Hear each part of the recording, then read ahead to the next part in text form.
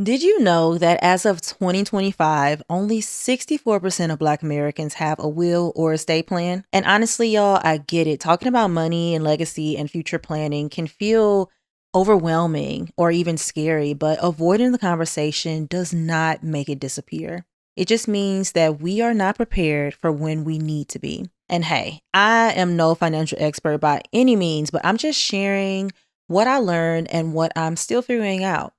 Growing up, money wasn't always abundant in my house. We weren't rich, but we also were not poor. But my parents gave me and my brother a healthy outlook. Money comes, money goes, and you can always find a way to make more. And that mindset has stayed with me. I'll say dating was when I really saw how different people's relationships with money can be and how much our mindset shapes the way we handle financial conversations. Powerful. Few things are as powerful. Few things are as powerful. What is going on, beautiful people? Welcome back to the Affirmations for Black Girls podcast, where we focus on personal growth and cultivating a healthy relationship with ourselves. I'm your host, Tyra, the creative actress, content creator, and mental health enthusiast. And as you guys can see, if you are watching, we are in my bed. Y'all, we have a Soft Life Summer School episode today. I just started this last week. And it is just a laid back series where we talk about things to help us live a softer life in a casual way. That's why I'm in the bed. So if you're listening to this episode, go ahead and lay down, go take a little walk, a little stroll. I want this to be as laid back and casual as possible. I only have like a couple of episodes of this Soft Life Summer School coming up for you guys since we're at the end of summer, but I really wanted to do something fun. So class is in session. So a lot of us already know this, but I just want to say money is more than just the numbers in our accounts. But I'm starting to realize that it's actually about how safe you feel when you walk through life. Money and having money and the conversations around money, it's directly impacted by the way you feel in your life. So when you shift from constantly worrying if you have enough, you're taking the steps to protect what you have. You start breathing a little easier. And I don't know about you, but that peace of mind is truly the real wealth that I'm chasing. And I never really thought to have any type of money conversations because growing up in my household, like I said, my mama and daddy, money talk wasn't on the table, not in front of the kids. I recently found out, well, not recently, maybe a couple of years ago, I found out that my mama and daddy filed for bankruptcy when we were younger. And I was like, we would have never known. And my mama actually brought that up recently. She was like, one of the things that was a pat on the back moment for her was the fact that me and my brother both said we never thought there were any money issues growing up because we always had what we needed. And when we asked for things, we got it. We very much so did not have the type of parents that would say things like, do you have McDonald's money? Or, the things that we joke about. Or a lot of my other family members, I would hear this growing up when they were talking to their kids. I don't have money for that. I don't have money for that, and things like that. And I'm just so grateful that my mama and daddy didn't talk to me and my brother that way.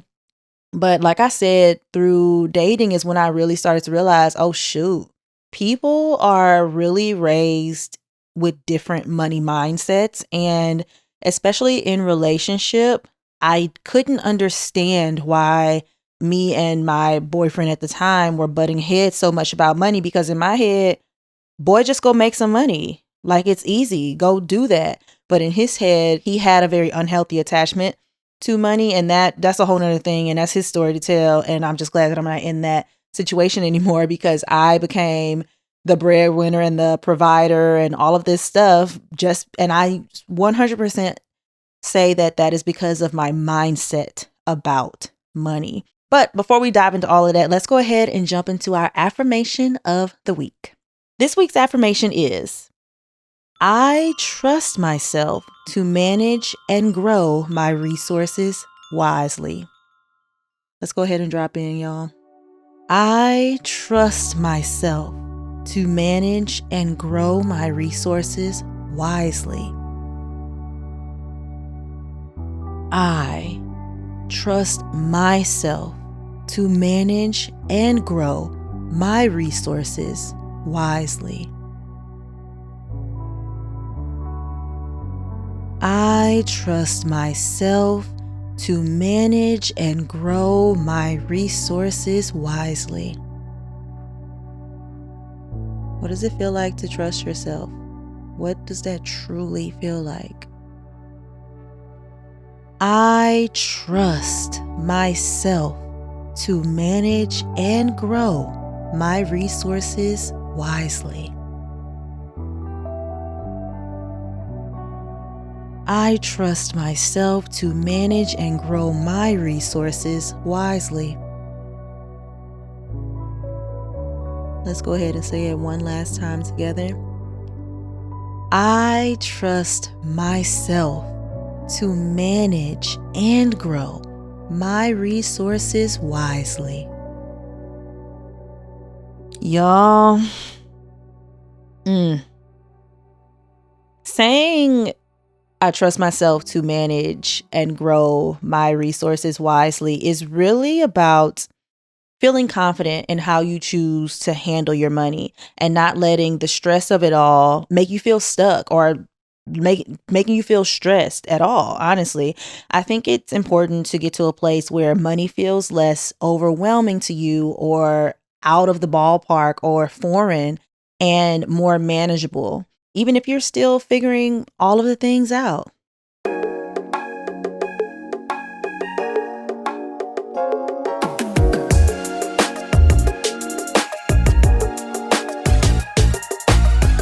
A lot of us grew up, especially in the Black community, grew up hearing things like money doesn't grow on trees or don't waste your money or things like I got to work twice as hard to get half as much.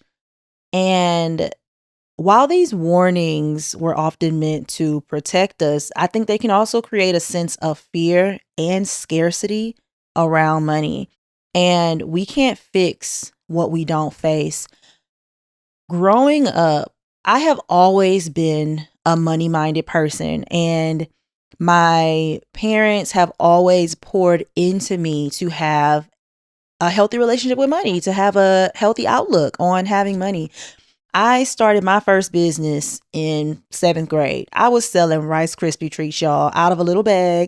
I told my mama, hey, can I buy some Rice Krispie treats? I'm going to sell them at school for 75 cents. And my parents invested in my first business. By the time I made it to high school, I was selling, the variety packs of chocolates and like Skittles and stuff from Sam's. I was selling 4 of those a day. I was also selling chips. I was selling these, what are they? The Big Texas cinnamon rolls. They were so good. The king size Kit Kats, hot fries. Baby, I had it all. And by the time I was in my 11th grade and 12th grade year of college, I was selling salads. I was selling po' boys. I did pancakes one time. Y'all, I was not playing. Okay. And one thing that I always say about that entire experience, and I was also, I was doing Oreo balls, y'all. That's how I actually said, okay, I'm gonna go to culinary school, because I started selling Oreo balls. People loved them and they could not get enough. I was like, I got something here. I started doing special occasion cakes by the time I made it to my senior year of high school. And I was like, this is definitely something. I ended up getting a scholarship from the NFIB, the National Federation of Independent Business, for college. And I was like, you know what? I have something here. And throughout all of that time, my mama and my daddy invested in me. Not the money. I always made my own money. I also had a job. I don't know how I did all this stuff in high school, y'all. I also had a job. I worked at Sonny's Pizza, and I was also on the basketball team. I made straight A's. I was valedictorian of my class, and I also made my own money. And I did not have parents that said, stop doing that. Why are you doing that type of stuff? And the faculty also allowed me to do it. There were other people that tried to sell candy in school and they would get in trouble. I truly believe I did not get in trouble selling candy because I was making straight A's. I was doing the announcements every morning. When I would go into my math class, I think this was my sophomore year, I would give my candy bag to my cousin Sean and he'll go sell in Miss Webb's class. We had a whole system and it was very much so a community effort. And I was just so happy about this because remember, I was in high school between 2009 and 2012. So Michelle Obama had her whole, I don't even know what it's called, but it was healthy stuff going on in school. She had her initiatives and we couldn't have like vending machines with food in them anymore. And we only had like Coke Zero, all of that. So I was like, I see a hole in the market and I'm going to do this. So I say all that to say, I am so grateful that I never had a scarcity mindset when it came to money. And the people around me have always poured into me in a way that I believe built the foundation for me to be able to come out to a place like LA and thrive. I've been in LA for 7 years. I have a 6-figure podcast. I've been making 6 figures for the last 3 years now. I couldn't imagine, like 15-year-old Tyra, if you told 15-year-old Tyra that, she would have been like, girl, what? What are you talking about? 6 figures? Living in LA on your own in a luxury apartment? What? I'm just so grateful. I really think the conversations around money start at home. And I think all of us should take inventory of what those conversations look like. Did you have people in your life when you were growing up that was opening bills in your name, that had bad credit, that then spiraled out of control into other things where you always moving into new apartments, where your things getting repossessed? All of that definitely plays a part in it. But I definitely think it starts at home. But a scarcity mindset, I would say that when it comes to money, I don't have a scarcity mindset, but that can look like a lot of different things. So in everyday life, a scarcity mindset could look like hoarding money. Maybe you don't never want to spend your money. You got money up in the bank in your savings account, but you're not going to touch it even when you need to touch it because you don't know when the next check is coming in or you don't know when you're not going to have it. Avoiding spending even on needs or when you can't afford it. It can also look like believing opportunities are limited or avoiding financial conversations. When I first moved out to LA, I moved out here with a guy and y'all, to put it plainly, I ended up taking care of this man. And it was the most frustrating thing because he was way older than me, for like 4 years older than me. And I became the provider of our relationship. And that alone transpired into a lot of other things. But anytime I would try to bring up finances, hey, it's time to pay the rent. What you got? I know what jobs you're working because at the time we were doing brand ambassador work and I was getting us all the jobs. So I know how much money you're making. Where is it all going? It literally got to the point where this man would cry to not talk about money. And I could not understand. I would be infuriated. I could not understand why we could not just talk about money. Having a conversation about money is just like me having a conversation about what I ate for lunch today.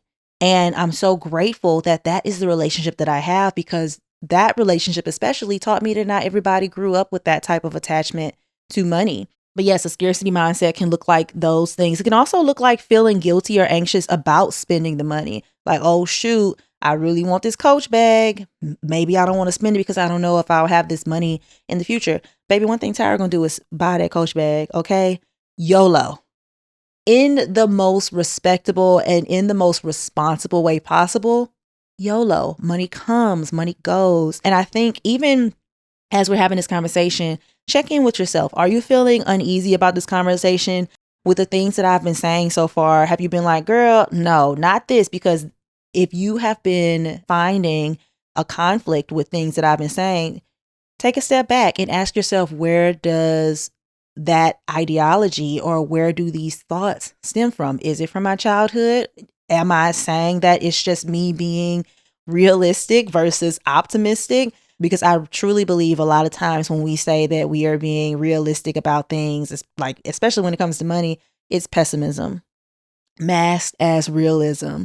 And I think that's very important for us to pinpoint if that's happening for us.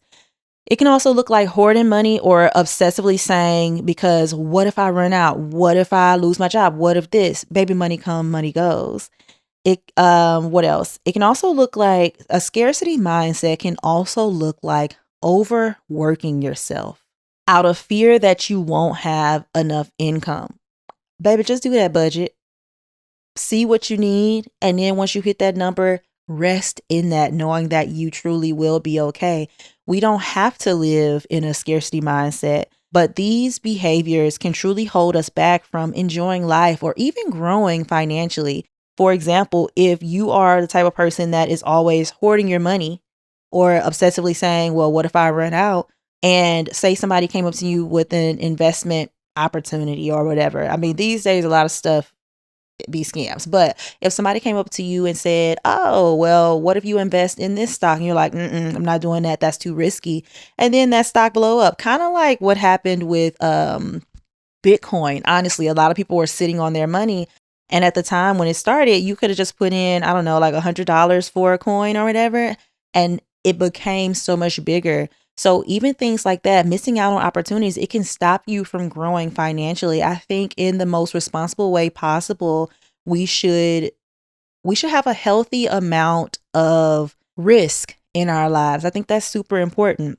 Now, I definitely think my parents are different from their parents and so on and so forth, because generational experiences, especially in the Black community, can influence our relationship with money. We have not always had money. We have not always had the opportunity to make as much money as other people. I totally get that. So there's a ton of historical barriers for Black families around building wealth. We're not going to get into it today, but things like redlining, unequal access to banking, and things like that. I get it. I get that it's deeply rooted. And I think that it's our job as we continue to get older to make sure that we are retraining our brains to not still live in that time, know where we came from, but also know where we are trying to go and know how we are trying to elevate ourselves as people. That's just as important. A lot of stories passed down from your parents or grandparents or their parents can also shape money beliefs and fears as well. And the pressure to be financially responsible or perfect because of those struggles. For example, I've asked my grandma this multiple times. What are your hobbies? She don't have none. In terms of like, so she was talking one time about wanting to go to the spa, and she was basically saying that she never really treats herself. Baby girl, go to the spa, treat yourself with the money that you made for yourself. Do it, because you only have one life to live. And I truly believe all of that, especially when you can splurge on something for yourself at least once. I'm not talking about frivolous spending, but splurge on something for yourself, whether it is a spa day or a massage or a bag that you have been wanting for 5 years. It teaches yourself that you deserve good things. You deserve the desires of your heart. You deserve the material things that you want to purchase. Now, that's a whole can of worms that we're not about to get into. It can go deeper than all of that. But I'm saying, in a general sense, buying yourself the things that you want in life will help you see just how good you're actually doing. And it will help you remember that money comes, money goes, and it is more than okay to spend some of my money or all of my money, depending on your situation, on yourself. It's totally fine. So I think recognizing your personal money patterns and where they come from are super important. Like I said, if you feel uncomfortable with this conversation or you're like, Tyra, girl, what is you talking about? Take some inventory, take a step back, ask yourself some questions. Also, think about your earliest memories with the money. What feelings or what lessons stand out for you? For me, my earliest lessons are the fact that my mama and my daddy invested in my businesses when I wanted to sell candy. And now that I think about it, my actual first time selling candy was when I was way younger. So I can't remember who bought it, but my mama or my daddy bought me a little vending machine, and I used to put the little mini candy bars inside and sell them for 25 cents at church. And that ignited something in me to keep doing that. I remember one time I wanted a Build-A-Bear, and my cousin Jazz, we were the only two girls at that time, we both wanted one. So I was like, you know what? We're going to make popcorn balls and we're going to go around the neighborhood and we're going to sell them. And we're going to make enough money to get our own Build-A-Bears. And we did. My parents have always invested in me in that way. And that's why I'm out here in LA. That's why I always know how to make a buck. I always keep a job. Okay. Like, I think it's so important to pour into your kids in that way. And I'm just so grateful that my parents have done that for me.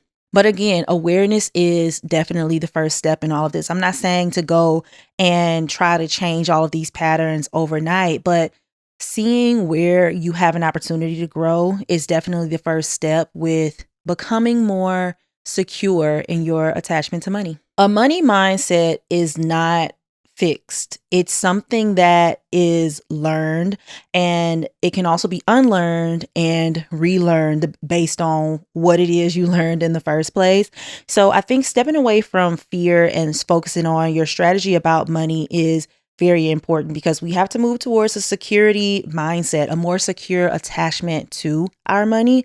So think about simple and actionable things that anybody can take, no matter where you are in your journey or no matter how much money you make on a monthly, weekly, yearly basis.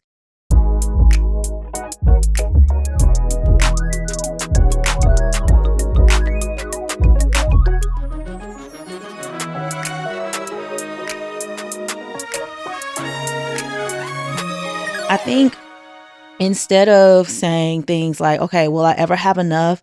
Try saying, what small steps can I take today that make me feel more secure, And that's going to be different for everyone. Could it be that you let go of one of those subscriptions? Can it be that you do pick up a side hustle if you have the time and it's not going to impede on sleep, because sleep is very important. But overall, money is not something that we should fear. It's something that we should view as a tool to help us live the life that we want to live. It's a tool, just like a hammer, just like I was about to say a knife, just like a hammer, just like a pair of scissors, just like a screwdriver. It is a tool to help get us to where we are trying to be.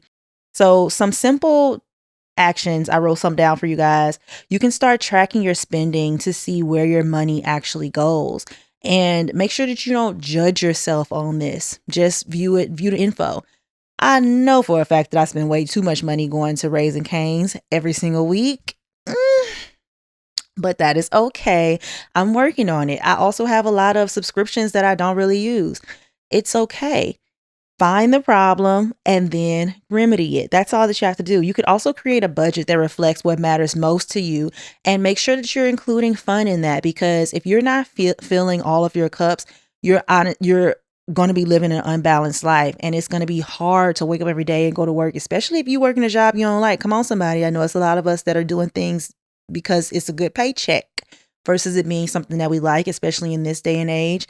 Make sure that you're making time for fun and things that truly fill your cup. You can also build a small emergency fund, $5, $10 a week, a month, whatever. It will still build up. Don't try to make too big of a goal at a time. Okay, I'm going to save $500 a month. Girl, what? I'm not doing that. Start small. Start with something that you feel is comfortable, something that is doable, something that you can stay consistent with. You can also look for free or low cost financial resources like podcasts, webinars, community classes. That's why I really wanted to put at least a little bit of financial resources within Affirmations for Black Girls, because we talk about personal development and becoming the best version of ourselves. And that also includes our finances. A podcast that I listened to a lot was the Side Hustle Pro podcast. That's because I did a lot of side hustles and didn't have a full 9-to-5 job. There's also, well, it's not the name of the podcast anymore, and I haven't listened to it in a while, but a podcast that I used to listen to faithfully was called Blessed and Bossed Up. Is that the new name? Blessed and Bossed Up. And she talked about business and faith in that podcast. So try to find free resources, because there are honestly a ton of them out there, and start there. And then also talk about money with your friends and family that you trust, sharing tips or struggles that make it less scary. I think reframing money as a resource and money talk as a resource and working for you can help so much, because money is not the enemy. Money is just a tool. Again, it's something that we control. It's something that we have power over to support our goals and our peace of mind. So instead of restricting yourself from your money, spend it in ways that align with your values. And that includes self-care, experiences, and also growth.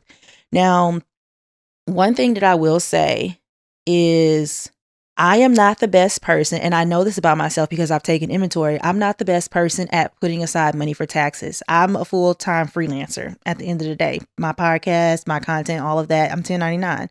So I have systems in place because make sure that you are setting yourself up for success. I have systems in place to make sure that as soon as any money hits my account, 20% of it is being taken out for my taxes, and I don't touch that money. I don't see that money. It is in a high yield savings account. I don't touch it. So my money is not just sitting, it's also gaining interest over time.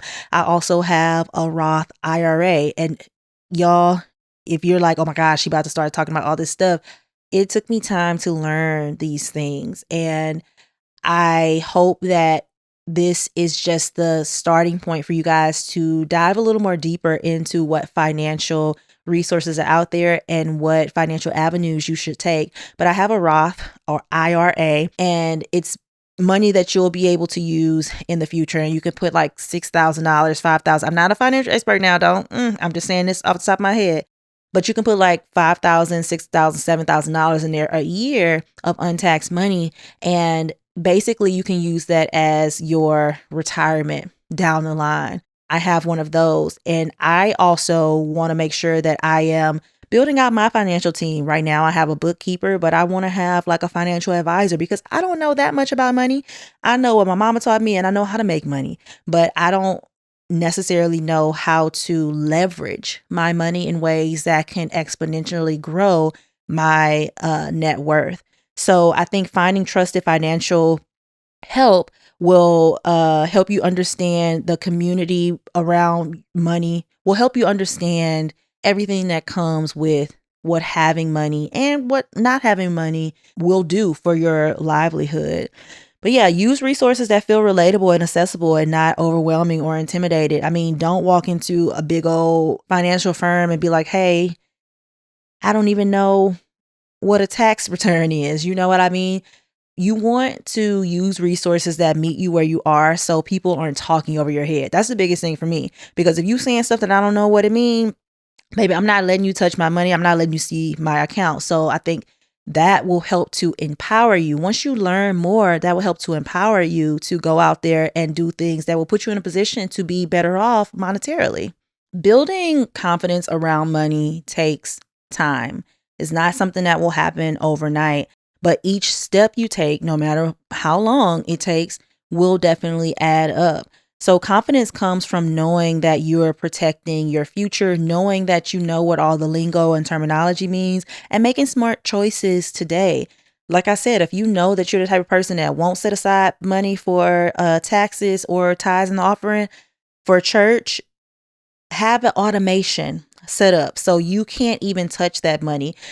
I know where my strengths and weaknesses are. I divvy up my money as soon as I can. Even when I was in high school and I was working at Sonny's Pizza making tips, I did the envelope method. I had a bunch of different envelopes for everything I need, my little bills. I don't even know what bills I was paying back then. I probably had, girl, I don't even know what bill, probably no bills for real. But I had all of my envelopes set up for things that I need. I needed candy money to buy my candy every week. I needed money for gas for my truck. I needed money to buy maybe a prom dress because I bought all of that stuff myself to take that burden off my parents, and I had the money. Why would I not spend the money? That's why I'm getting the money. So make things that work for you. And also make sure that you are celebrating your progress. Even the small wins matter and show you that you are in control. Money confidence is built over time, and it comes from knowing that your future is protected and you feel confident in having conversations about money and also feel confident in your attachment to the tool of money.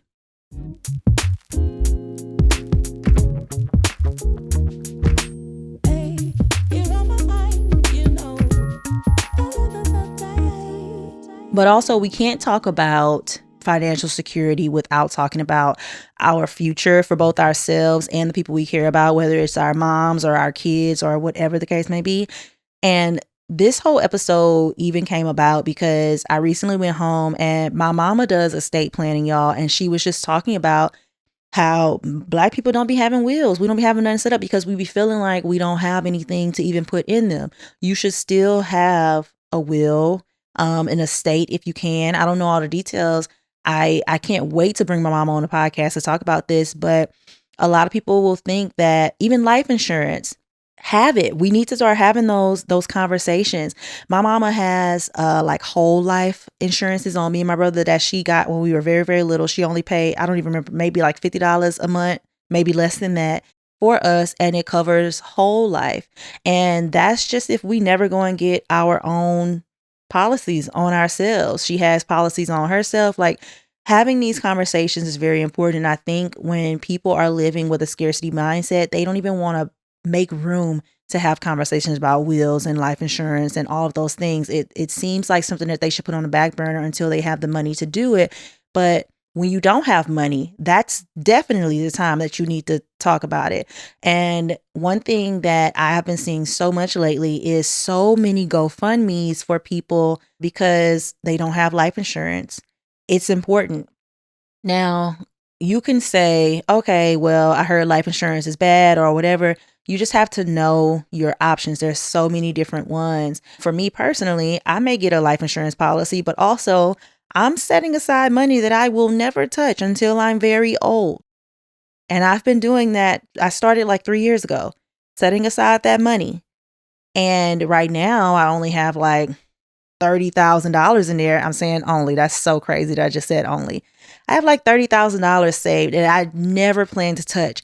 And I'm at the point in my life now where that money, I can see the number, but it's in a high yield savings account. But in my head, it doesn't register as money. It registers as retirement. It registers as money that I'm going to pass down. It registers in my brain as money that is for my burial and all of those last things that my kids may need the money for. And I pray that that money is exponentially larger by the time I'm out of here. But even if I were to go today, and let's just say that my mama didn't have a plan on me, or the plan that she had wasn't good for however I left this world, I have $30,000 that can be used. And I think that is so important. Like I said, $5 a month, y'all. You can save $5 a month. Don't buy a pack of gum a month. Don't buy a cold drink. You know what I mean? Like, you can save $5 a month. That's not hard. And once you get into the habit of saving money and putting it aside for things outside of what you need today and in life today, it'll get easier to do every single time. So again, look for low cost or free ways to start. Maybe you want to go to like a legal aid clinic and ask some questions. Online estate planning tools are a basic beneficiary updates on your accounts. If you have a salary job, I had to add beneficiaries. I added my brother and my goddaughter to that when I had a salary job. Going through those steps will definitely help you get into the mindset of, I need to plan for the future. I should not have a scarcity mindset when it comes to money. I should be looking at the big picture of all of this stuff. You could also create a financial vision board. How much money you want to make? What do you want to do with that money? What else do you want to do? What do you want to learn about your finances? Get into the nitty gritty of all of that, or getting into the nitty gritty of all of that will help you retrain your brain on how you should feel about money, because money comes and money goes, but it should not affect our day to day. We should not be stressing about money. I get it, especially right now, the economy and all of that type of stuff. I get it. I'm talking in general. We should not be super stressed because we think that money will never come again. Our attachment to money must be healthy, especially if you think about getting in a relationship. I tell you one thing, I pay close attention, y'all, to how these men talk about money and how these men talk about how I spend my money. In a previous relationship, not the one I moved out to California with, but in a previous one, I mentioned to a guy I was talking to that I was looking for a new housekeeper. And then I also mentioned, I'm looking for a housekeeper because I also want to get an interior designer to help me figure out what I want to do with my my room in my apartment, because I needed to be an oasis and, all of the things. I wanted to be a space that I love to be in, and I just could not figure it out on my own. And he was like, why would you spend your money on that? Okay. We not doing that because baby, it's my money. It's not yours. And he argued me down about that being a bad way to spend my money. And in my head, I'm like, baby, I can go and make more money. How you know I ain't been saving up for this? Like what? And I don't like those types of combative conversations. So I pay very close attention to things like that because they definitely matter, especially when you get into a relationship with someone. And also, sometimes maybe I could have been the problem. You know what I mean? In the relationship, like making us butt heads. But I know for a fact with the guy I moved out here to California with y'all, that was a lot of stuff that he definitely needed to work on outside of our relationship. And I really wish that I would have peeped any of that before we decided to move in together. But the fact that we moved in together was the reason, or the way that I saw his attachment to money in the first place.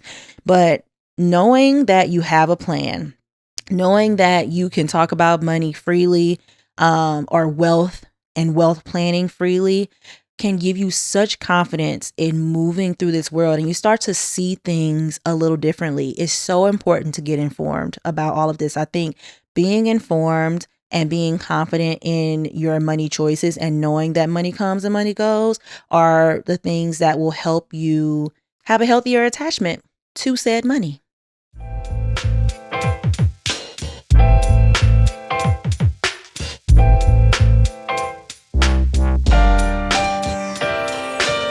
The way money impacts our mental health is no secret, but at some point we have to leave the scarcity mindset behind, y'all, and we have to take control. The way money impacts our mental health is no secret, but at some point we have to leave the scarcity mindset behind, y'all, and we have to take control. Do not let your finances run wild like a runaway wagon. Your sense of safety and your ability to dream bigger are on the line. A scarcity mindset will have you stuck in fear, but a secure mindset says, I've got this and I'm building something that will last. And money comes and money goes. I can always make more. But you don't have to try to overhaul your whole life overnight. Like I said, just start with one small change. Open that savings account. Talk to your family about your goals, or finally look at your spending habits. Every small choice that you make now will allow you to pass down not just money, but the knowledge and the confidence and the healthy attachment and peace of mind. Honestly, when I first asked my mama how much she made at her job, she looked at me like I was crazy. But now we talk about money so much more openly, not because I need to know the details or she needs to know the details about me, but because it's about breaking down the silence and understanding each other a little better and creating space for real conversations around what money means for our family and our future.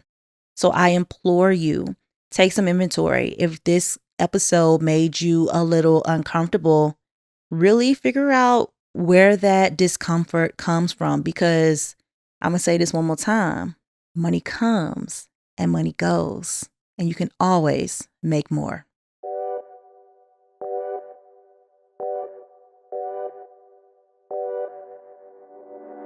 Uh-oh, y'all, you know what time it is. It is time for our fun closing segment. And today's closing segment is called Big Splurge versus Lil Splurge. And I'm just going to tell y'all a couple of things that I have purchased lately that I love and that I don't think was a bad purchase, whether it was big or small. So I literally made my big purchase yesterday. Y'all, I have been so enamored by the Ninja Slushie.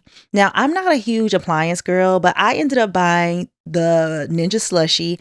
And well, first, the regular Ninja Slushie is like, like the black gray color. But then after I bought that one, I literally saw that it came in actual colors. And I was like, bump that. I'm taking this one back and I'm about to get this colorful one. So I bought a colorful one. I cannot wait for it to come in. And it was like $400. So that was a big splurge for me. And a small splurge that didn't cost a lot of money, but made me happy in the moment. And I'm glad that I did. I would honestly say these. If you're watching the video, I'm sitting in my bed and I have this side duck pillow. Y'all, it's so soft. I also have Bulbasaur right here. These things are so freaking soft. I sleep with side duck every single night and it's just so plush. I absolutely love these. These were like $20 a piece, and they are a small splurge that I really, really, really, really, really love myself for buying because I use them every day. They stay on my bed, and literally I'm coloring up with side duck every single night, and it just helps me fall asleep so much easier. So let me know what your big splurge is and what your small splurge is, because I want to know. You don't have to tell me the money amount for either thing. I just wanted to tell you guys mine, but you don't have to tell me yours. But I want to know, what's a big splurge that you done made lately? And also, what's a small one that just makes you super happy? Let me know in the comments. But anyways, thank you guys so much for listening to this episode. I think having money conversations are super important, especially in a podcast like this. We don't talk about money often, but it has so much to do with our mental health. So I really want to just open the conversations up here a little more for that. So thank you guys so much for listening. If you are not already subscribed to the YouTube channel, go ahead and hit that big red subscribe button down below if you are watching. And if you're listening on your favorite listening platform, go ahead and leave us a rating and a review. They are super important. But again, thank you guys so much for listening to what I had to say about money. And if you felt uncomfortable or anything, it's okay. A lot of people are there. A lot of people are not born, especially in our community, are not born into a household where money talk is celebrated. So I totally understand that, but it's up to you now to do the work.